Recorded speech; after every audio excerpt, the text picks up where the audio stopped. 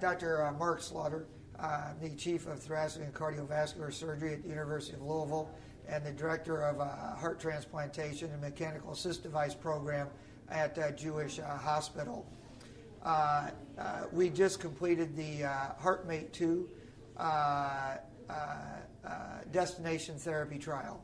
So the HeartMate XVE was the first generation pulsatile flow device, which requires a chamber and some type of pumping mechanism. Subsequently was limited as to size reduction. And although a very effective pump, had some issues with durability and subsequently size for particularly women, and sometimes also then for smaller individuals. In the HeartMate 2 destination therapy trial, it studied the newer continuous flow pump, which is markedly smaller, is only about a third of the size. And the reason you can miniaturize or make it smaller is because it's now a continuous flow pump. So it essentially has a propeller or a screw that spins. And therefore you don't need a large reservoir, you don't need a pumping mechanism or a piston, so it's allowed significant reduction in size and also significant improvements in durability because of fewer touching parts. At the moment, it is predicted that the HeartMate 2 has a durability of probably somewhere between 5 to 10 years, whereas the HeartMate XVE, the pulsatile pump, generally speaking, required replacement somewhere between 16 to 20 months. So the HeartMate 2 destination therapy trial was a prospective randomized trial evaluating the outcomes between the original pulsatile device, or the HeartMate XVE, and the newer continuous flow HeartMate 2 pump. In the pivotal trial, there were 200 patients. They were randomized 2 to 1. So subsequently, there were essentially 134 patients that received the HeartMate 2 and 66 patients that required the XVE. Overall, the findings of the results of the study were very significant, and that is at both 1 and 2 years, there was improved survival with the HeartMate 2 compared to the original device. So at 2 years, there was 58%, or approximately 60% of the patients still alive without a stroke and without need for device repair or replacement. Whereas in the XVE group, it was only 24%, and of the patients that were ongoing, they had had their device replaced. So there was a significant improvement in survival, significant improvement in the need for device repair or replacement. In addition, when you looked at adverse events, which were the secondary endpoints, there was a significant reduction also in many of the adverse events or complications associated with the surgical procedure and long-term support. So in our trial and in the presentation, we also went back and looked at our results compared to the original trial, the rematch trial with the HeartMate XVE. And the overall outcome for patients who received the HeartMate XVE in our trial, which was around 2005, compared to the rematch trial in 2001, were essentially identical. The majority of this is still related to the fact that the patients that were implanted are very, very ill. At the time of device implantation, majority of them are on IV inotropes, IV medicines to help the heart squeeze. About 20% or 1/5 were on an intra-aortic balloon pump, and somewhere around 8 to 10% were still on a ventilator.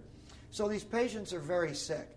Because of the size of the device and the requirement for a space or a pocket, the operation is a bigger operation, requires more time on bypass, which most likely results in increased bleeding and requirement for transfusion.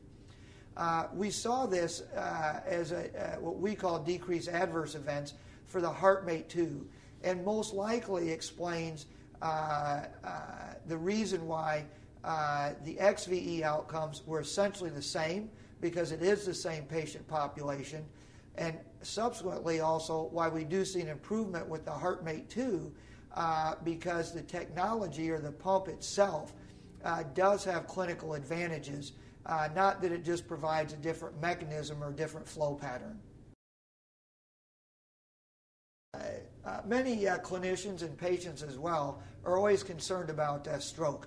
So in our trial, the actual raw number of strokes and percentage of strokes were actually no different between the two groups. Having said that, though, you have to realize that patients on the HeartMate 2 were on for a much longer time period. The median time period was around 1.7 years, and the longest and still ongoing is at around 3.5 years. Whereas patients on the XVE, on average, were on for only about 6 to 9 months. So when you actually look at it in events per patient year, actually with the HeartMate 2, we are able to demonstrate reduced incidence of neurologic events, and particularly stroke compared to the XVE. Now, still though, our goal is to minimize that such that the patient can still have the benefit of the longevity that they receive with the device.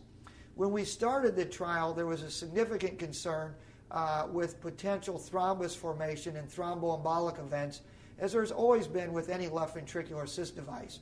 So in the original part of the trial and the protocol, it required that the patients were on 2 antiplatelet therapy drugs, dipyridamole and aspirin, and they were on Coumadin. During the course of the trial, just over that 2-year time period, we learned that actually thromboembolic events are actually rare with the HeartMate 2 device, and actually bleeding events are more common.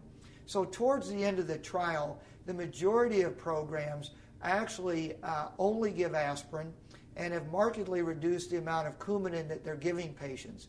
As a matter of fact, many patients have been off Coumadin completely for months or up to a year.